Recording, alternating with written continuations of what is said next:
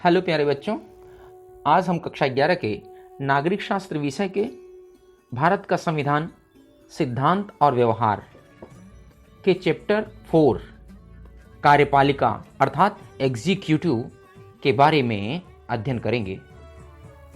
वर्तमान समय में प्रत्येक राज्य में सरकार के काम को 3 अंगों में विभाजित किया जाता है।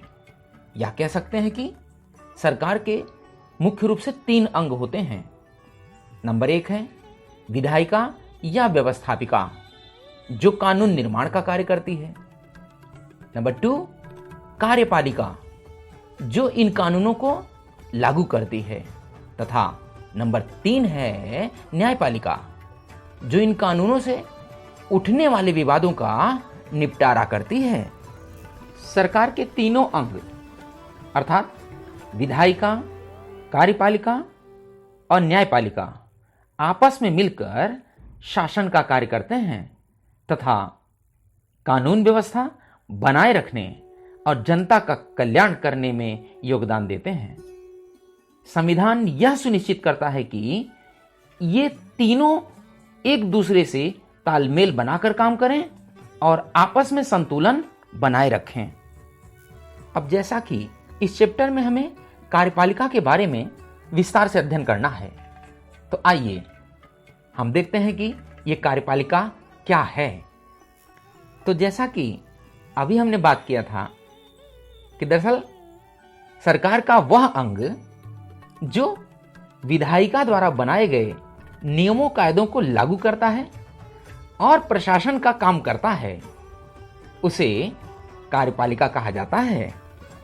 अब इस प्रकार अगर हम कार्यपालिका के कार्य की बात करें तो कह सकते हैं कि कार्यपालिका सरकार का वह अंग है जो विधायिका द्वारा स्वीकृत नीतियों और कानूनों को लागू करने के लिए जिम्मेदार है।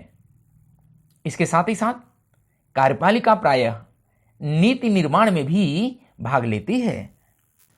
कार्यपालिका के अंतर्गत केवल राष्ट्रपति, प्रधानमंत्री या मंत्री ही नहीं होते, बल्कि इसके अंदर पूरा प्रशासनिक ढांचा मतलब सिविल सेवा के जो सदस्य हैं वे भी आते हैं।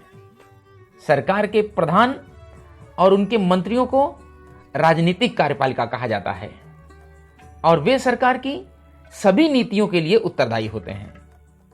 लेकिन जो लोग रोज रोज के प्रशासन के लिए उत्तरदायी होते हैं उन्हें स्थायी कार्यपालिका कहते हैं। इस प्रकार हम लोगों ने देखा कि कार्यपालिका के मुख्य रूप से 2 अंग हैं। एक है राजनीतिक कार्यपालिका और दूसरा है स्थायी कार्यपालिका। स्थायी कार्यपालिका को नौकरशाही भी कहा जाता है। अब आइए हम कार्यपालिका के विभिन्न प्रकार के बारे में भी कुछ जानकारी कर लेते हैं, अर्थात कार्यपालिका कितने प्रकार की होती है। तो दरअसल में कार्यपालिका के मुख्य रूप से 3 प्रकार होते हैं। नंबर 1 है अध्यक्षात्मक कार्यपालिका, नंबर 2 है संसदीय कार्यपालिका और नंबर 3 है अर्ध अध्यक्षात्मक कार्यपालिका। अध्यक्षात्मक व्यवस्था में राष्ट्रपति, राज्य और सरकार दोनों का ही प्रधान होता है। इस व्यवस्था में सिद्धांत और व्यवहार दोनों में राष्ट्रपति का पद बहुत शक्तिशाली होता है।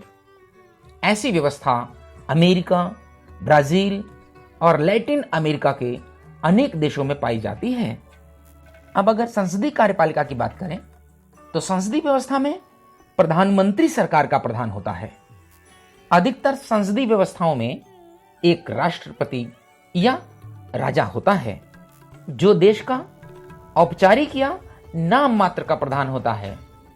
इस व्यवस्था में राष्ट्रपति या राजा की भूमिका मुख्यतः अलंकारिक होती है और प्रधानमंत्री तथा मंत्रिमंडल के पास वास्तविक शक्ति होती है।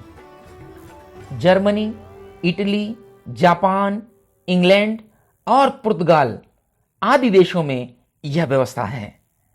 अब इसी प्रकार अगर अर्ध अध्यक्षात्मक व्यवस्था की बात की जाए तो इसमें राष्ट्रपति और प्रधानमंत्री दोनों होते हैं, लेकिन संसदीय व्यवस्था के विपरीत इसमें राष्ट्रपति को दैनिक कार्यों के संपादन में महत्वपूर्ण शक्तियां प्राप्त हो सकती हैं। इस व्यवस्था में कभी कभी राष्ट्रपति और प्रधानमंत्री दोनों ही एक दल के हो सकते हैं, लेकिन जब कभी वे दोनों अलग अलग दलों के होते हैं तो उनमें आपस में विरोध हो सकता है। फ्रांस, रूस और श्रीलंका में ऐसी ही व्यवस्था है। अब आइए हम भारत में संसदीय कार्यपालिका के बारे में कुछ जानकारी कर लेते हैं। हमारे देश भारत में संसदीय कार्यपालिका संचालित है। संसदीय व्यवस्था में ऐसी अनेक प्रक्रियाएं हैं जो यह सुनिश्चित करती हैं कि कार्यपालिका विधायिका या जनता के प्रतिनिधियों के प्रति उत्तरदायी होगी और उनसे नियंत्रित भी होगी।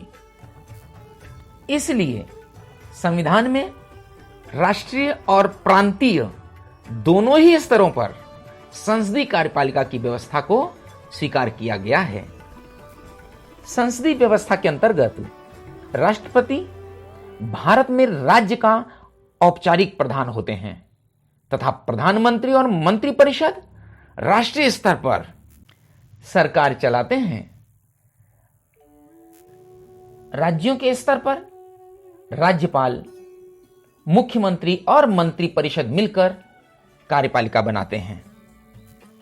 भारत के संविधान में औपचारिक रूप से संघ की कार्यपालिका शक्तियां राष्ट्रपति को दी गई हैं, पर वास्तव में प्रधानमंत्री के नेतृत्व में बनी मंत्रिपरिषद के माध्यम से राष्ट्रपति इन शक्तियों का प्रयोग करते हैं। राष्ट्रपति 5 वर्ष के लिए चुना जाता है। राष्ट्रपति पद के लिए सीधे जनता के द्वारा निर्वाचन नहीं होता। राष्ट्रपति का निर्वाचन अप्रत्यक्ष तरीके से होता है। इसका अर्थ है कि राष्ट्रपति का निर्वाचन आम नागरिक नहीं बल्कि निर्वाचित विधायक और सांसद करते हैं। यह निर्वाचन समानुपातिक प्रतिनिधित्व प्रणाली और एकल संक्रमणीय मत के सिद्धांत के अनुसार होता है। केवल संसद ही राष्ट्रपति को महाभियोग की प्रक्रिया के द्वारा उसके पद से हटा सकती है। इस प्रक्रिया के लिए संसद में विशेष बहुमत की जरूरत पड़ती है। महाभियोग केवल संविधान के उल्लंघन के आधार पर लगाया जा सकता है।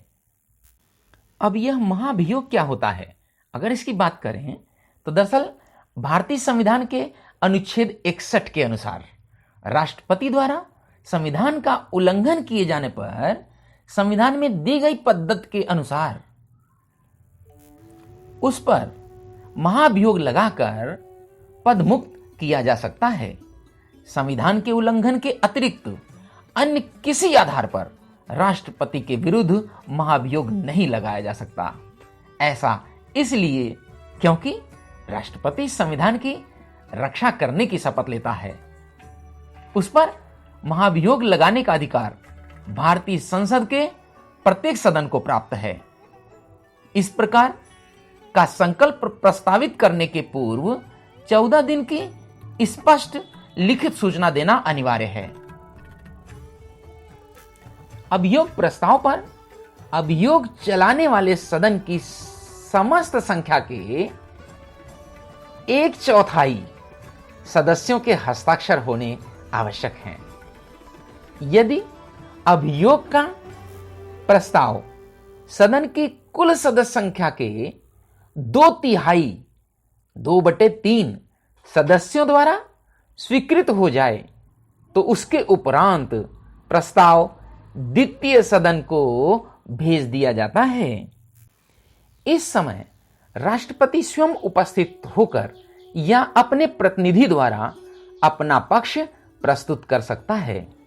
यदि इस सदन में राष्ट्रपति के विरुद्ध लगाए गए आरोप सिद्ध हो जाते हैं और दूसरा सदन भी अपने कुल सदस्यों के कम से कम 2/3 बहुमत से महाभियोग के प्रस्ताव को स्वीकार कर ले तो प्रस्ताव स्वीकृत होने की तिथि से राष्ट्रपति पद मुक्त समझा जाएगा। लेकिन अभी तक किसी राष्ट्रपति के विरुद्ध महाभियोग नहीं लगाया गया है।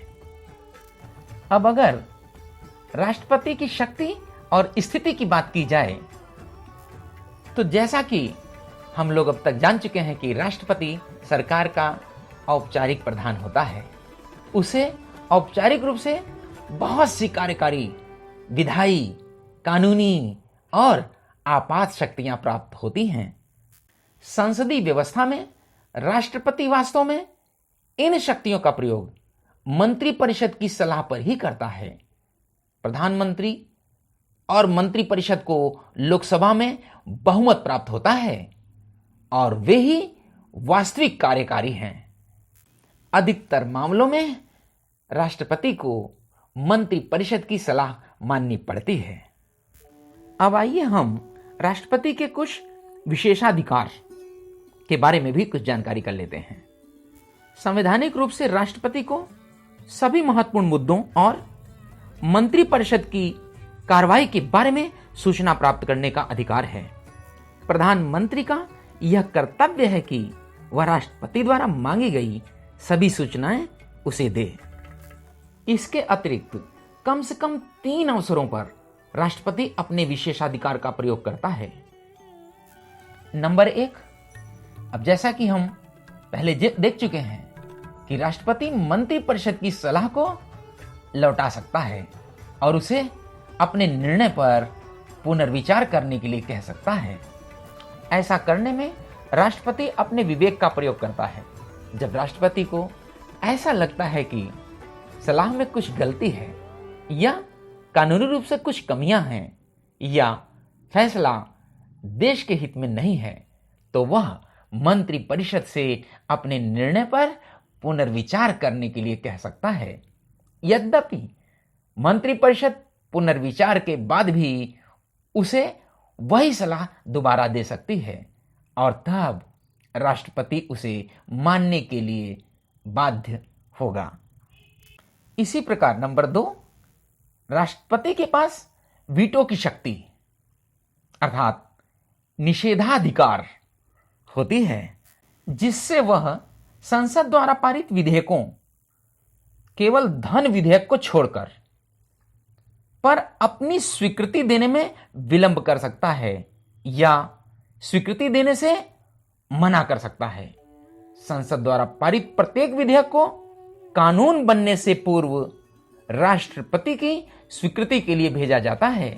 राष्ट्रपति उसे संसद को लौटा सकता है और उसे उस पर पुनर्विचार के लिए कह सकता है।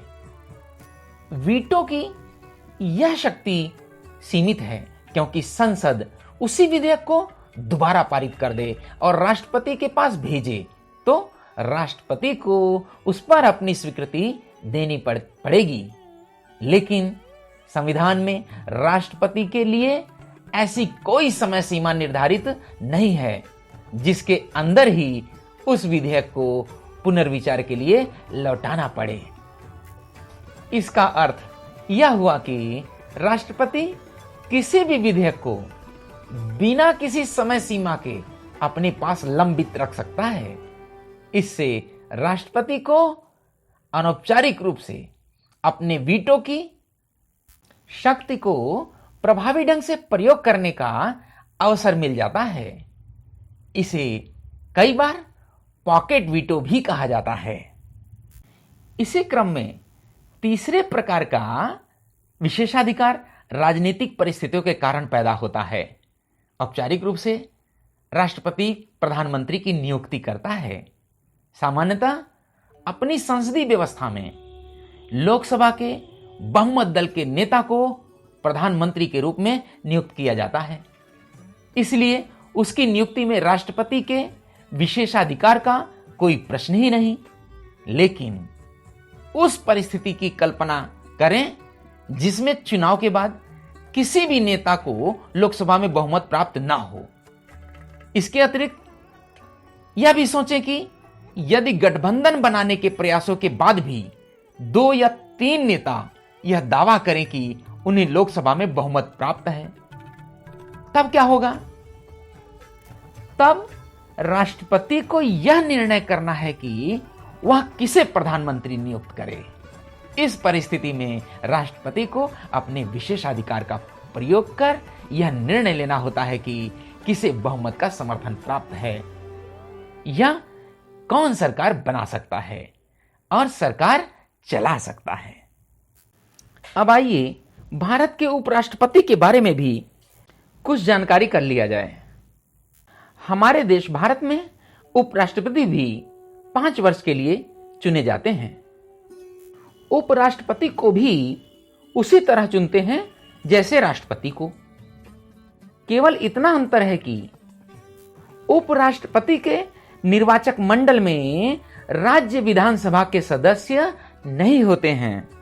उपराष्ट्रपति को हटाने के लिए राज्यसभा को अपने बहुमत से इस आशय का प्रस्ताव पास करना पड़ता है और उस प्रस्ताव पर लोकसभा की सहमति लेनी पड़ती है।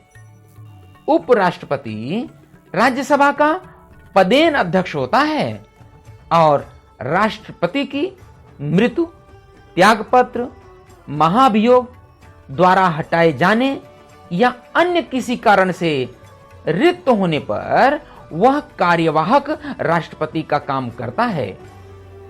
उपराष्ट्रपति तभी तक कार्यवाहक राष्ट्रपति के रूप में कार्य करता है जब तक कोई नया राष्ट्रपति नहीं चुन लिया जाता। इस प्रकार आज हम लोगों ने कार्यपालिका क्या है, कार्यपालिका के कितने प्रकार हैं, भारत में संसदीय कार्यपालिका, राष्ट्रपति की शक्ति और स्थिति, राष्ट्रपति के विशेषाधिकार और उपराष्ट्रपति के संबंध में जानकारी प्राप्त किया। मैं उम्मीद करता हूं कि आप लोगों को यह अच्छे से समझ में आ गया होगा। धन्यवाद।